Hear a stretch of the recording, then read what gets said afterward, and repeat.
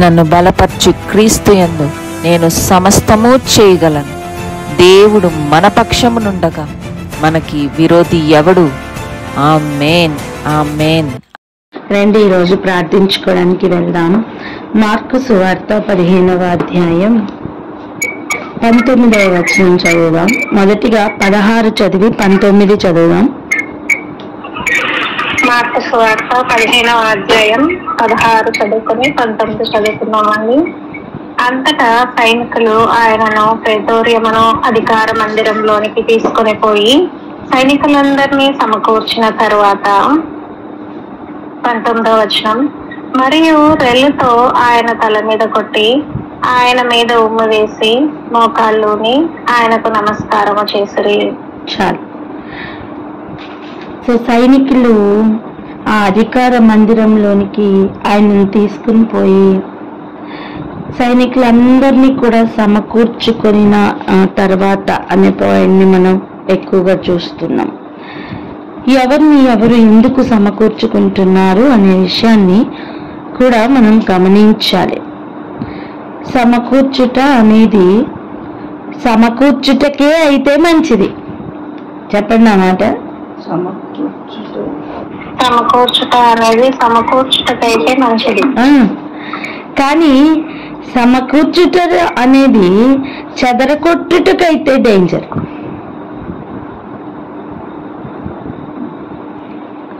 ఎందుకంటే ఆయనతో కలిసి సమకూర్చని వాడు ఆయనకు విరోధి.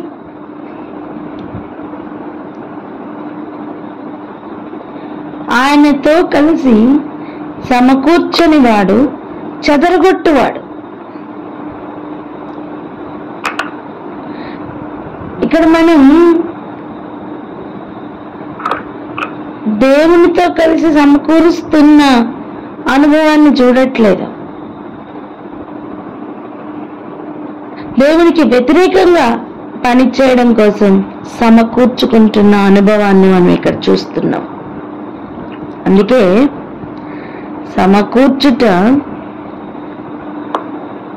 సమకూర్చుటకైతే మంచిది, చెదరగొట్టుటకైతే డేంజర్. ఏదేమైనప్పటికీ కూడా వారందరూ కూడా సైనికులని సమకూర్చడం అనేది చాలా సిగ్నిఫికెంట్ పాయింట్. ఇంకా చూడండి, రెల్లుతో ఆయన తల మీద కొట్టడం ఎందుకో మనం ధ్యానించాం. ఇది ఆయన మీద ఉమ్ము వేయడం. ఎందుకు ఉమ్ము వేస్తారు? ఉమ్ము వేయడం అంటే ఎంత నీచంగా వారిని అవమానించడం అనేది ఒకసారి ఆలోచన చేద్దాం. అసలు ఉమ్ము వేయడం, ఎవరి మీద ఉమ్ము వేస్తారండి? అసహించుకుంటున్నప్పుడు థూ అనడానికి ఉమ్ము వేస్తారు. అవునా? అసలు ఏ మనిషి మీదైనా ఉమ్ము వేయడానికి మనం సాహసిస్తామా? లేదు, ఉమ్ము వేయం మనం కదా. ఉమ్ము వేసాము అంటే ఇంకా వాళ్ళని ఎంతగా మనం నీచంగా చూస్తామో ఆలోచిద్దాం. అంత నీచంగా చూస్తే తప్ప ఉమ్ము వేయం. అలాంటిది సైనికులందరూ ఆయన మీద ఉమ్ము వేశారంటే అసలు ఎంత నీచంగా ఆయనని చూశారో ఇప్పుడు ఆలోచిద్దాం అండి. వేవేల దూతలతో ఎప్పుడు పరిశుద్ధుడు పరిశుద్ధుడు అని కొనియాడబడుచున్న వానికి భూమి మీద ఆయనకి దొరికిన మర్యాద ఏంటో తెలుసా? అందరూ కలిసి ఉమ్ము వేయడం.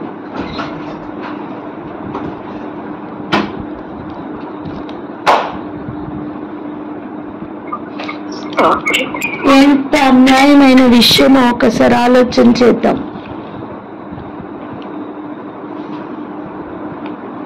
ప్రార్థన చేద్దాం ఇక్కడ ఆగి. ఆయన మనల్ని ఎలా చూస్తున్నారు, మనం ఆయన ఎలా చూస్తున్నాం అనే విషయాన్ని ఒక్కసారి ఆలోచించుకుంటూ ప్రార్థన చేద్దాం. ఎవరైనా ప్రార్థన అందుకోండి.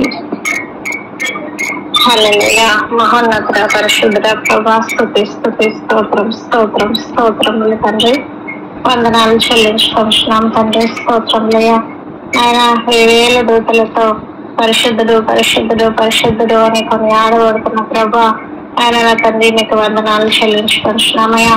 నాయన మరి నా తండ్రి ప్రభా, భూమి వేయడం అనేది ఎంతగానో ఆశ్రయించుకున్నప్పుడు మాత్రమే ఒక వ్యక్తి మీద ఉమ్ము వేస్తామని నాయన నా తండ్రి ఎంతో నీచంగా చూస్తేనే తప్ప ఆ ఉమ్మి వేయడం అనేది జరుగుతుంది. కానీ నాయన నా తండ్రి, ఆయన మీ మీద నా తండ్రి ప్రభా సైనికులు ఉమ్మి వేయడం అనేది వారు ఎంతో నీచంగా మిమ్మల్ని చూస్తూ ఉన్నారు ప్రభా నా తండ్రి. స్తోత్రమయ్యా. ఆయన నా తండ్రి, మీరు మమ్మల్ని ఎలాగన చూస్తున్నారో మేము మిమ్మల్ని ఎలాగ చూస్తున్నామో అనేది ఈ దినమున మా హృదయాలకు మేమే ప్రశ్న వేసుకుని నా తండ్రి ప్రభా, ఆయన నా తండ్రి మీరు చూస్తున్న ఆ కోణంలోనే మేము మిమ్మల్ని చూసేటువంటి ఆ కనుదృష్టి మాకు అందరికీ దయచేయమని ప్రార్థిస్తూ మహిమ గంట ప్రభావాలు మీకు మాత్రమే ఆరోపిస్తూ వేసినామని ప్రార్థించుకోండి ఉన్నాము తండ్రి. ఆమేన్. ఆమేన్. మరి యేసు ప్రభు వారు మనల్ని ఎలా చూస్తున్నారు?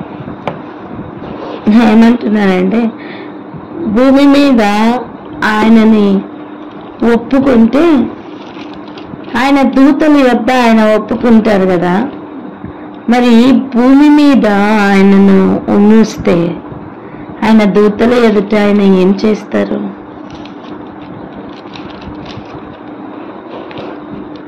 ఏమి చేసే అవకాశం ఉంది? భూమి మీదకి వచ్చినప్పుడు ఆయన మన పట్ల ఎలా చూస్తున్నారు? వెళ్దాం రండి. యోహాను సువార్త 9వ అధ్యాయం. యోహాను సువార్త 9వ అధ్యాయం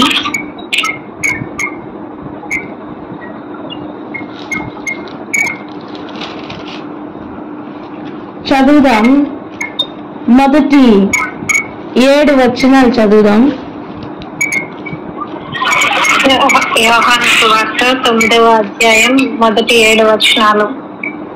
ఆయన మార్గమున పోవుచుండగా పుట్టి గుడ్డి అయిన ఒక మనుష్యుడు కనబడెను. ఆయన శిష్యులు, బోధకుడా, వీడు గుడ్డివాడై పుట్టుటకు ఎవడు పాపము చేసెను? వీడా, వీని కన్నవాడా అని ఆయనను అడగగా, యేసు, వీడైనను వీని కన్నవారైనను పాపము చేయలేదు గాని దేవుని క్రియలు వీరి యందు ప్రత్యక్షపరచబడుటకే వీడు గుడ్డివాడుగా పుట్టెను. పగలున్నంత వరకు నన్ను పంపిన వాని క్రియలు మనము చేయుచుండవలెను. రాత్రి వచ్చుచున్నది, అప్పుడు దేవుడును పని చేయలేడు. నేను ఈ లోకములో ఉన్నప్పుడు లోకములకు వెలుగునని చెప్పెను. ఆయన ఇట్లు చెప్పి నేల మీద ఉమ్మి వేసి ఉమ్మితో బురద చేసి వాని కన్నుల మీద ఆ బురద పోసి, నీవు సిలోమయి కోనేటికి వెళ్లి అందులో కడుగుకొనమని చెప్పారు. సిలోమయి అను మాటకు పంపబడిన వాడని అర్థము. వాడు వెళ్లి కడుగుకొని చూపగలవాడై వచ్చెను. ఇక్కడ చూడండి, శిష్యులు ఆయనతో పాటు వెళ్తూ ఉన్నారు. ఆ మార్గాన్ని వెళ్తున్నప్పుడట పుట్టుకతో గుడ్డివాడైన వాడిని ఒకడిని చూశారట.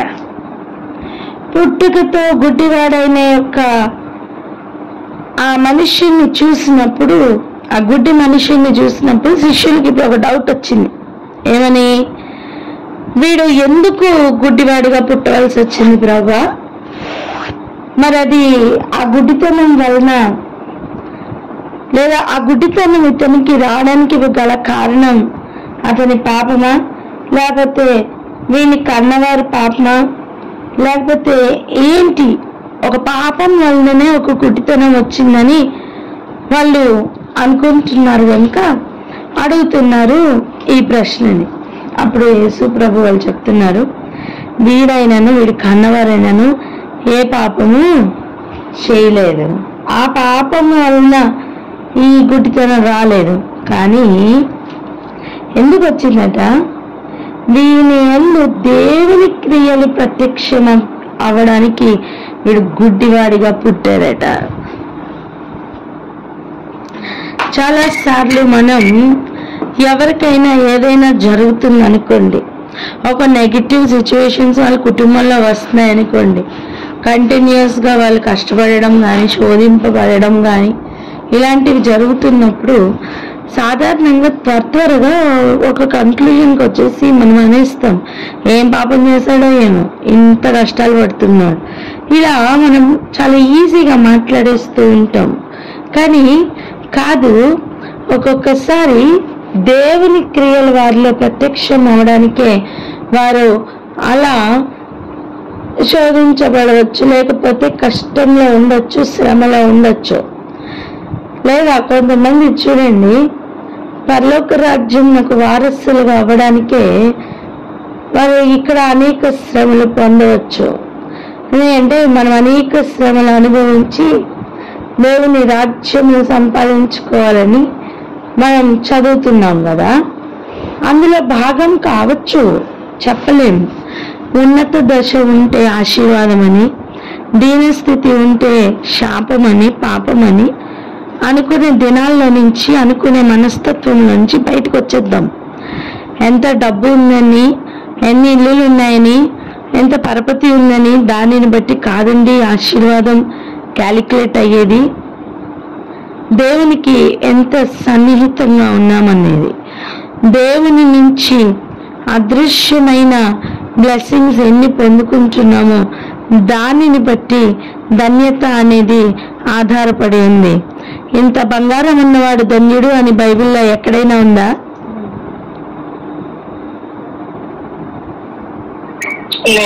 లేదు. ఇన్ని నాణ్యములు ఉన్నవాడే ధన్యుడు అని ఎక్కడైనా ఉందా? ఇన్ని ఇల్లులు ఉన్నవాళ్ళు, లేకపోతే ఇంత ఆస్తి ఉన్నవాళ్ళు ఇంత ధన్యులు అని ఎక్కడైనా ఉందా? లేదు. అసలు ఆ మాటకు వస్తే ఎవరు ధన్యులు అని గనక మనం చూస్తే, ధన్యతలు అని ఒక పెద్ద సబ్జెక్టే ఉంది కదా, దానిలో ఎక్కడా కూడా ధనవంతులు ధన్యులని కానీ ఎక్కడా లేదు.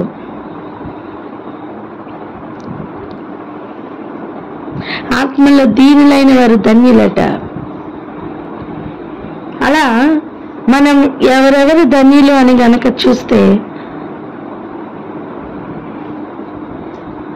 మనకి ఎక్కడా కూడా ఈ ఓన్లీ బ్లెస్సింగ్స్ ఉన్న వాళ్ళే ధన్యులు అని కనపడదు. ఏదేమైనప్పటికీ కూడా దేవుని క్రియలు ఒకరిలో కనబడడానికే కొన్ని పర్మిషన్స్ లేదా కొన్ని సిచ్యువేషన్స్ ఎలా అవుతున్నాయా, అవి మేలుకే.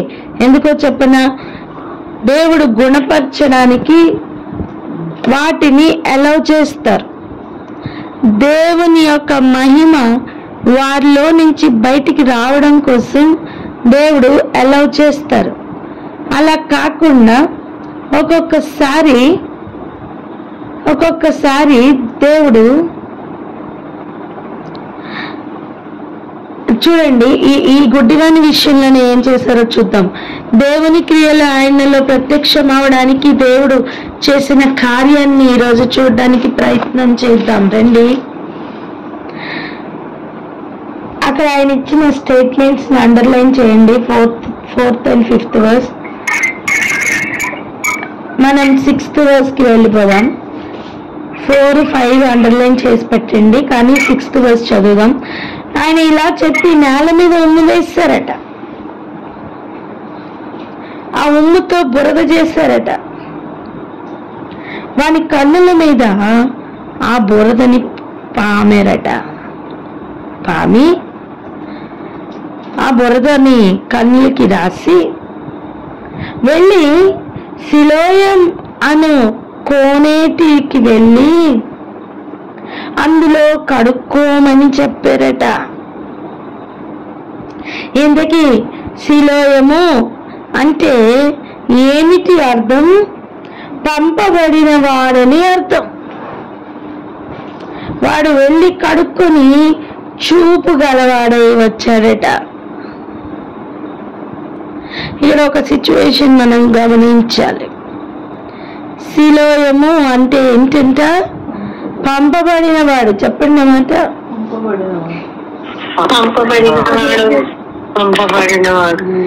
పంపబడిన వాని దగ్గరికి వెళ్ళి కడుక్కుంటున్న సమయం వానికి చూపు వస్తుందండి. మనకి చూపు వస్తుంది. ఇక్కడ గమనించండి ఒక విషయం, ఆయన కూడా ఉమ్ము వేశారు. దేనికి వేశారు? బురద చేయడానికి వేశారు. ఆయన ఉమ్ము వేసి బురద చేసి ఒక గుడ్డివాని కన్నులు తెరిచారు. ఇప్పుడు ఆలోచించండి, సైనికులందరూ కలిసి యేసు ప్రభు మీద ఉమ్ము వేశారే, దేనికోసం వేశారు? అవమానించడానికి వేశారు. అంతగా అవమానం పొందుతూ కూడా బదులు చెప్పలేదండి యేసయ్య. ఆయన పరలోకంలో ఆయన ఉన్న స్థితి ఎటువంటిది, ఆయన తిరిగి వెళ్ళబోతున్న స్థితి కూడా ఆనాటికి ఎటువంటిది. వాళ్ళు సిలువకే తీసుకుని వెళ్తున్నారు. ఆ ఎపిసోడ్ అయిపోయిన తర్వాత ఆయన తండ్రి కుడిపార్శ్వం మీదకి వెళ్ళబోతున్నారన్న విషయం ఆయనకి ఎలా ఉంటుంది?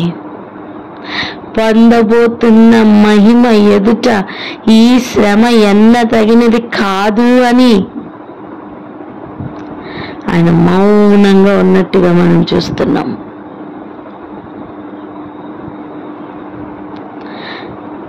ఆయన కూడా మన మీద ఉమ్ము వేయాలంటే ఎంతసేపు? కానీ అలా చేయలేదు ఆయన. గుడ్డివాని కన్నులు తెరిచిన యేసయ్యకు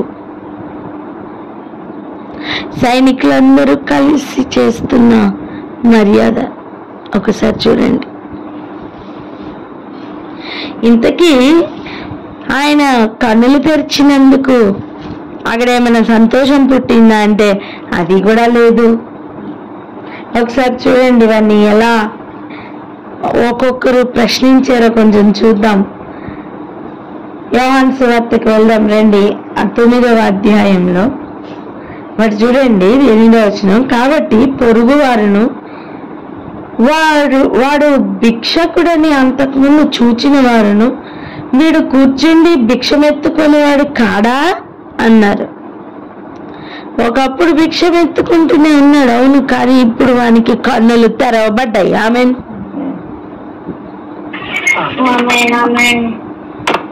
పంపబడిన వాని యొద్దకు వాడు వెళ్ళాడు. యేసు ప్రభు యొక్క ఉమ్ము వాని కన్నులకి తాకింది.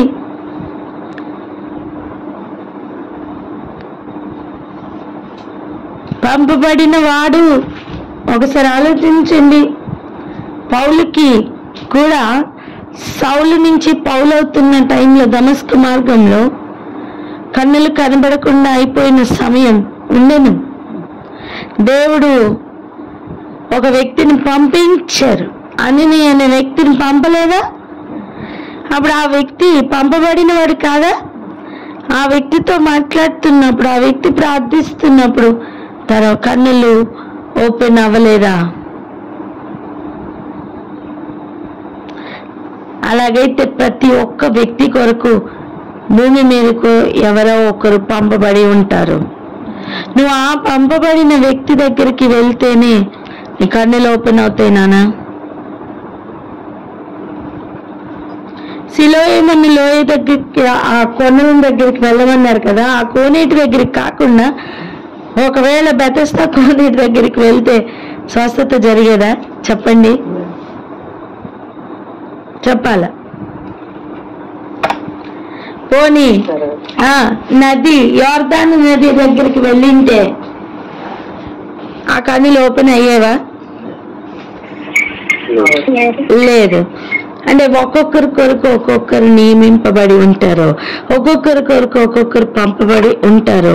వారి దగ్గర వెళ్తేనే వారి కన్నులు ఓపెన్ అవుతాయి.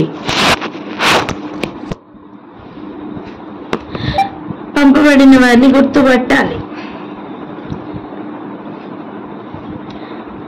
ఏదేమైనప్పటికీ కూడా వారందరూ కూడా ఇప్పుడు బాగుపడిన స్థితి చూస్తూ కూడా వారు ఎవరు అని గుర్తుపడుతున్నారు. ఇంతకు ముందు భిక్షకుడు కదా, అని అంటున్నారు. సరే, వారికి దాన్ని బట్టి సంతోషం వస్తే ఎంతో మంచిది. చూడండి, వారిని కన్నులు ఎలాగో తెరవబడినని వాడిని అడగగా, వాడు యేసు అని ఒక మనుష్యుడు బురద చేసి నా కన్నుల మీద పూసి, నీవు సిలోయమని కోనేటికి వెళ్ళి కడుక్కొని నాతో చెప్పాను. నేను వెళ్ళి కడుక్కొని చూపు పొంది తినను. వారు ఆయన ఎక్కడా అని అడుగగా వాడు ఎరుగను అనెను. తను ఏం చెప్పాడు అది మాత్రమే చేశాను, చూపు పొందాను అని గుడ్డివాడు చెప్తున్నాడు. అంతకుముందు గుడ్డివాడు ఉండిన వాడిని వారు పరిశీలన యొద్దకు తీసుకుని పోయారట. ఎందుకు తీసుకుని వెళ్తున్నారు చూడండి. యేసు బురద చేసి వాని కన్నులు తెరిచిన దినం విశ్రాంతి దినం అట. అది వాళ్ళకి ఇష్యూ. ఇప్పుడు ఒక గుడ్డివాడు చూపు పొందాడని సంతోషం లేదండి. మీకు అర్థమైందా? యేసు ప్రభు వారు ఉమ్ము వేసి గుడ్డివాని యొక్క కన్నులు బాగు చేశారు, కానీ అక్కడ ప్రజలకు సంతోషం లేదట. మరి ప్రాబ్లం అంతా ఏంటి? విశ్రాంతి దినం. చెప్పండి. విశ్రాంతి దినమునకే ప్రభు అయిన వాడు యేసయ్య. ఆ యేసయ్యకి కూడా ఆపోజిట్ లో వీళ్ళు విశ్రాంతి దినాన్ని పట్టుకుని వెళ్తున్నారు. ఆ వివేకం ఏ రేంజ్ లో పనిచేస్తుందో చూడండి.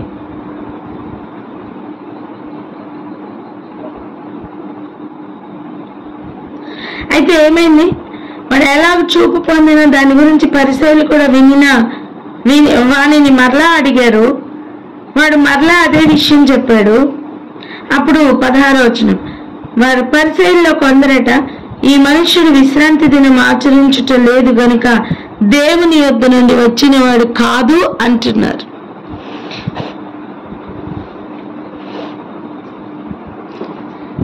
ఏమండి, క్రియలు జరుగుతున్నాయి, గుడ్డివాడు చూపు పొందుతున్నాడు, ఒక సంతోషం లేదా? పోనీ ఇంకెవరైనా బాగు చేయగలరా? బాగుపడిన దాన్ని బట్టి వాళ్ళకి సంతోషం లేదు. ఆచారం పాటించలేదని వాళ్ళకి కోపం వస్తుంది. అండ్ ఆచారం పాటించట్లేదు కనుక ఈయన దేవుని యొద్ద నుండి రాలేదని చెప్పి డిసైడ్ చేసేస్తున్నారు. మాట చెప్పనా, గుడ్డివాడిని కన్నులు తెరవబడడం అనేది దేవుని క్రియ ప్రత్యక్షం అవడానికి. చెప్పండి, దేవుని క్రియవాణి యందు ప్రత్యక్షం అవడానికి అని చెప్పండి.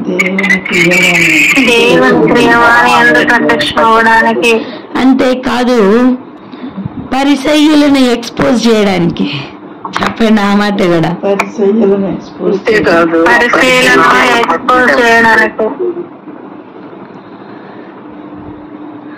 చాలా సార్లు నువ్వు నీ మార్గంలో వెళ్తూ ఉంటావు, నీకే తెలియకుండా పరిసయ్యుల ఆత్మలు కలిగిన వారు పాపపోతూ ఉంటారు. దేవుని క్రియ ప్రత్యక్షమవుతున్నప్పుడు చీకటి క్రియలు కూడా ప్రత్యక్షమవుతూ ఉంటాయి. లేదా చీకటి క్రియలు పారిపోవడానికే నేనున్నానని చెప్పి చూపించుకుంటూ ఉంటాయి.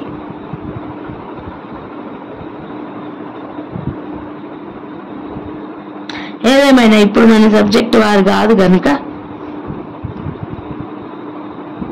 ఈరోజు ఒక్కటే ఆలోచన చేద్దాం.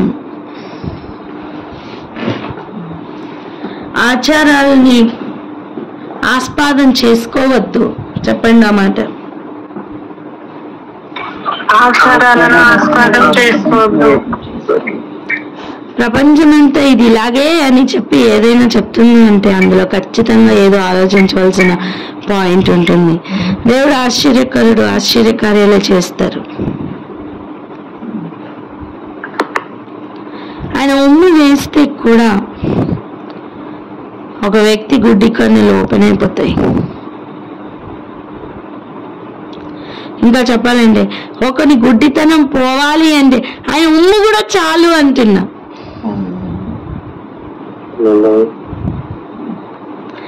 అలాంటిది సైనికులందరూ సమకూర్చుకొని ఆయన మీద ఉమ్మి వేసి చేస్తున్న అవమానం ఎంత భయంకరం. మనుషులు ఆయనకి ఇస్తున్న ఘనత ఎటువంటిదో చూడండి. ఈరోజు మన పరిస్థితి ఎలా ఉంది కొంచెం ఆలోచన చేసుకుందాం. ఆచారాల్లో ఆగిపోతే ఆ శాస్త్రులకి ఆ పరిసయులకి మనకి తేడా ఏం లేదు. ఆయన్ని ప్రశ్నించే స్థాయికి ఎదిగిపోతే జీవితం ఎంత కష్టంగా మారుతుందో కొంచెం ఆలోచిద్దాం.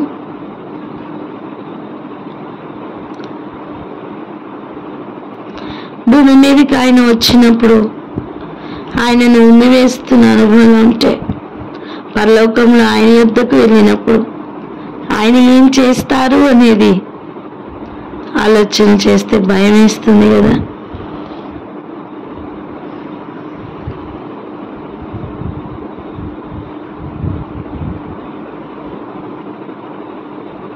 ప్రస్తుతం వ్యక్తిగతంగా మనం ఎక్కడున్నామో ఎలా ఉన్నామో కొంచెం ఆలోచన చేసుకుందాం. ఆయనకి రావాల్సిన ఘనత ఎక్కడది, ఎక్కడ ఇస్తున్నాం, ఆయనకి ఇవ్వవలసిన ప్రయారిటీ ఎంతవరకు ఇస్తున్నాం ఈరోజు ప్రశ్నించుకుంటూ ప్రార్థన చేసుకుందామా?